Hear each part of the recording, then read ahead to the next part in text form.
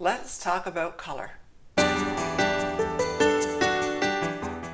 I'm Sheila. I'm a personal stylist and I help women create wardrobes they love so they can dress well, with ease, and look great. For the best style tips, hit the subscribe button and ring the bell, and you'll be notified every Tuesday when I upload a new video. Welcome back to part 3 of the problem in your closet.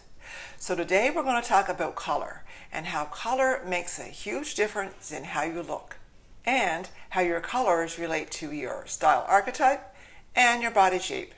Yes, there's a connection. So before we get started, as I'm going through this information and you're learning more about your body shape, your colors, and your personal style, but you'd really like some personal help in putting it all together, maybe just one of them or maybe all of them, I will put a link down in the description box below where you can set up a style session with me and I can help you with one of those or all of those. So why should you care about colors? Well, when you wear the right colors, your hair, your eyes, and your skin look more healthy and more vibrant. When you wear the wrong colors, your hair looks dull, your skin looks dull, your eyes don't sparkle as much as they could, and dark circles and lines show up. So overall, when you wear your best colors, you look better, you look more vibrant, you look healthier, and you look younger. So I think those are enough reasons to wear your best colors. Color analysis is not new, and you probably remember the 80s when it was very popular. But just because it isn't popular right now doesn't mean that it still isn't just as important. And actually, it's been important for many, many years. It goes back as far as the 1800s when Michel Eugene Chauveau wrote a book about color. He was particularly interested in the fact that when you put two colors together, one of those colors changed, and that's called simultaneous contrast. To demonstrate this, here are 4 squares that are all the same color. But when they're surrounded by a different color, that square changes its color. In one square, it looks fuzzy. The next square, it's not so great.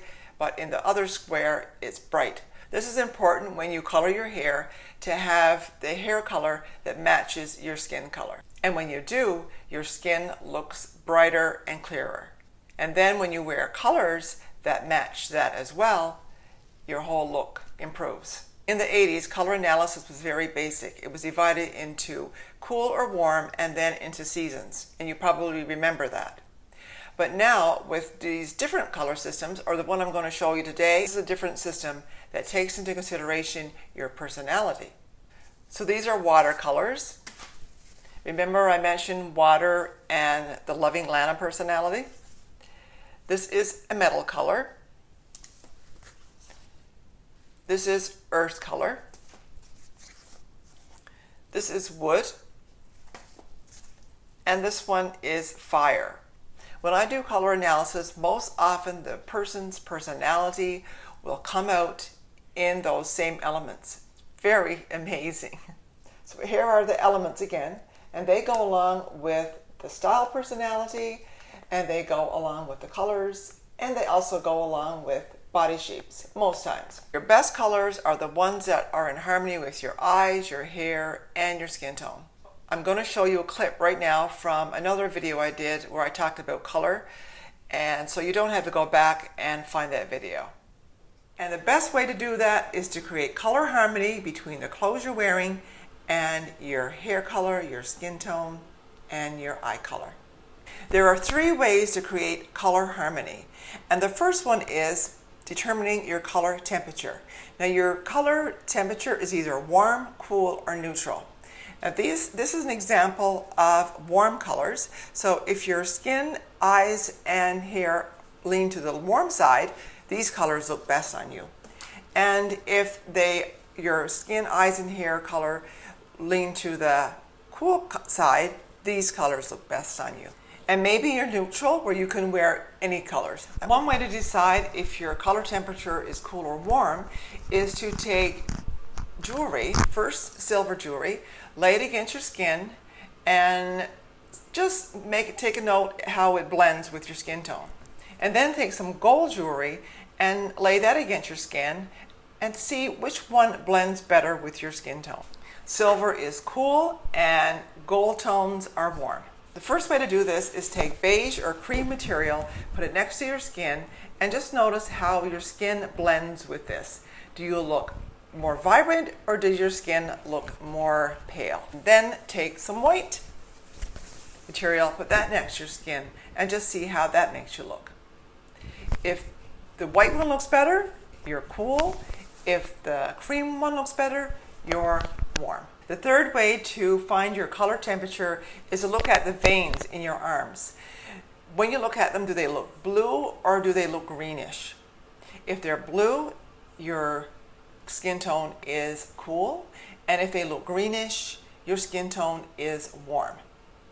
Generally, people who have warm skin tones also have the warmness in their hair color.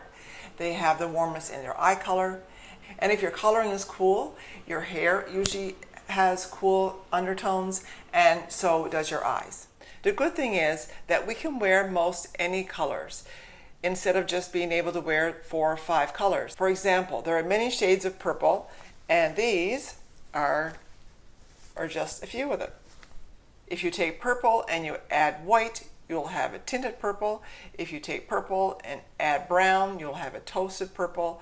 So it just makes the purples a little different by the colors that are added to them, which means that no matter which category you're in, it's most likely that you'll be able to wear purple or maybe red or yellow. So you don't have to stick to one color. The other thing is, when you know your colors and you get your color palette, these color palettes are made to help you get dressed better because it shows you your neutrals and your colors, and the colors that are in the palettes go together. So this makes dressing so much easier. Just a few little techniques can make a big difference. So let's talk about one of the style personalities to just give you an idea of how this works.